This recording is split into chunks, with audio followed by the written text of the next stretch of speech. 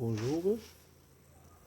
Alors maintenant on va passer à la résolution analytique de l'équation différentielle, c'est-à-dire détermination de vecteur ou bien l'équation horaire de la vitesse et l'équation horaire de mouvement, c'est-à-dire z de t.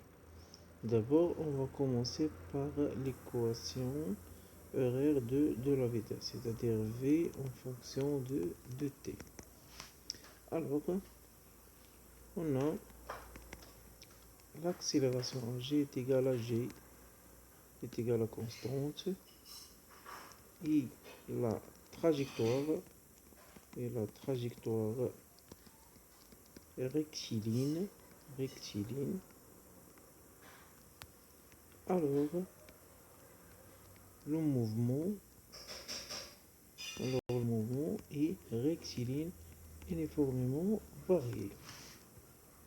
Alors, ça implique que Vz de t est égal à z de t plus Vz0.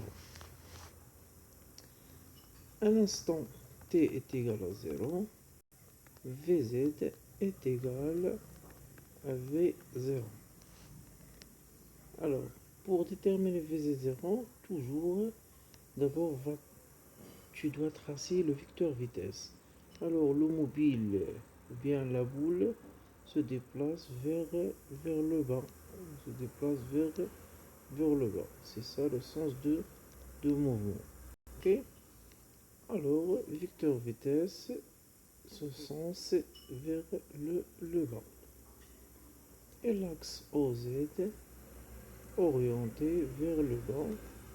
Alors, d'après la projection, Vz0 est égal à plus Vz0. Parce que V0 est le même sens de l'axe Z. Alors, ça implique que Vz de t est égal à ZT plus V0. C'est l'équation de la vitesse.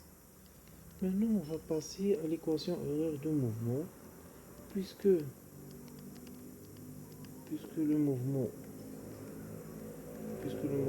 est rectiligne uniformément varié, z de t est égal à 1 sur 2 à zt au carré plus vz0t plus z0.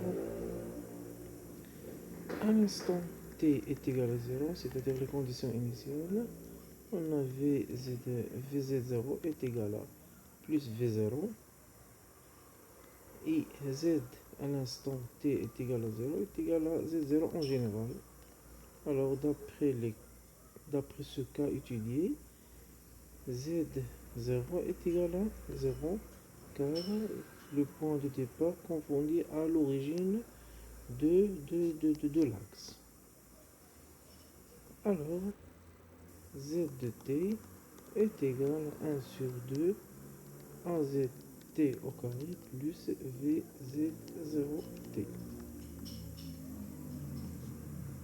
Merci.